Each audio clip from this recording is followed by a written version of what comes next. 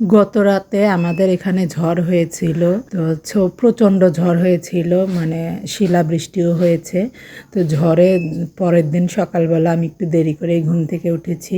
তো দেখেন বন্ধুরা, একদম একেবারে ঝড় কি তছনছ করে দিয়ে গিয়েছে আমার বাড়ি ঘরে। কি অবস্থা, পাতা টাতা পড়ে খুবই খারাপ অবস্থা। তো আসসালামু আলাইকুম বন্ধুরা, তোমরা সবাই কেমন আছো? আশা করি তোমরা সবাই অনেক ভালো আছো। আমিও তোমাদের দোয়ায় এবং আল্লাহর রহমতে অনেক ভালো আছি। তো আমি ঝড়ের পরের দিনের ভিডিও তোমাদেরকে দেখাচ্ছি। অনেক খারাপ অবস্থা হয়েছে, আর হুট করে ঝড়টা এসেছিল। মানে কোনো মানে আধা ঘন্টার মধ্যেই মেঘ হয়ে একদম মানে ঝড়, এমন ঝড় হয়েছে, খুব খারাপ অবস্থা। তো রাস্তাঘাট দেখতেছি একদম হয়ে গেছে। ওই যে ওইখানে একটা গাছও ভেঙে পড়েছে। তো আমি উঠেছি একটু দেরি করে, তো বেশি কিছু তোমাদের দেখাইতে পারলাম না। তো এর মধ্যে অনেকেই দেখা গেছে যে ডাল টাল কুড়িয়ে নিয়ে যায়। তো সেই জন্য খুব বেশি খারাপ অবস্থা তোমাদেরকে দেখাইতে পারলাম না। তো আমার বাড়ির এই অবস্থা হয়েছে। তো এখন যাব আমি ছাদে, আর আমার ছাদে কিছু গাছ আছে। গাছগুলো দেখি কি অবস্থা, কারণ সকালবেলা তো উঠে আর ছাদে যাইনি। আর এটা হচ্ছে গোলাপ। এই গোলাপ গাছগুলো কালকেই নার্সারি থেকে আনছে। তারপরে বৃষ্টির মধ্যে আমার ছেলেকে আবার ছাদে উঠিয়ে এগুলো সিঁড়িতে নিয়ে রাখা হয়েছে, কারণ অনেক শিল পড়েছিল। তো এই শিলের ভয়তে গোলাপ গাছগুলো আমরা সিঁড়িতে নিয়ে রেখেছি, যদি নষ্ট হয়ে যায়। তো এই দেখেন আমার লেবু গাছের কি অবস্থা, লেবুর উপর শিল পড়ে কেমন হয়ে গেছে এইগুলা।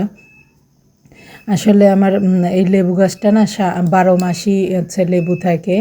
এটা সবসময় আমার লেবু থাকে। আর এবার মাশাল্লাহ অনেক অনেক অনেক লেবু হয়েছে। তো শিলপুরের অবস্থা কি হয়েছে আমার দেখে তো খারাপ লাগতেছে। এগুলো পচেই যায় না কি হয় এটাও বুঝতে পারছি না।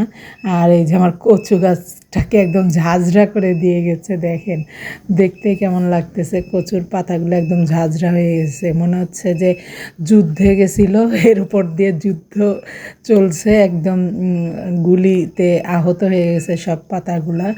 তো আবার এটার দেখেন, এটার তো কলিজা একদম ডাইরেক্ট কলিজা ছিদ্র করে দিয়ে গেছে।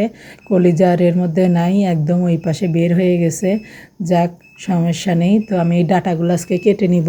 তো আমার পুদিনা পাতাগুলো আবার সতেজ সতেজ হয়ে গেছে, সুন্দর দেখতে ভালোই লাগতেছে। আর আমার ছেলে সকালবেলা উঠে ছাদ ঝাড়ু দিচ্ছে, কারণ ছাদটা পরিষ্কার না থাকলে আসলে ভালো লাগে না, সেই জন্য ছাদ ঝাড়ু দিচ্ছে। তো এখানে আবার আমার একটা পেয়ারা গাছ আছে। পেয়ারা গাছটা দেখতেছি কি অবস্থা। তো পেয়ারা গাছে এবার মাশাআল্লাহ অনেক পেয়ারা হয়েছে। প্রথমবার আনার পরে 4টা পেয়ারা না 6টা পেয়ারা হয়েছিল।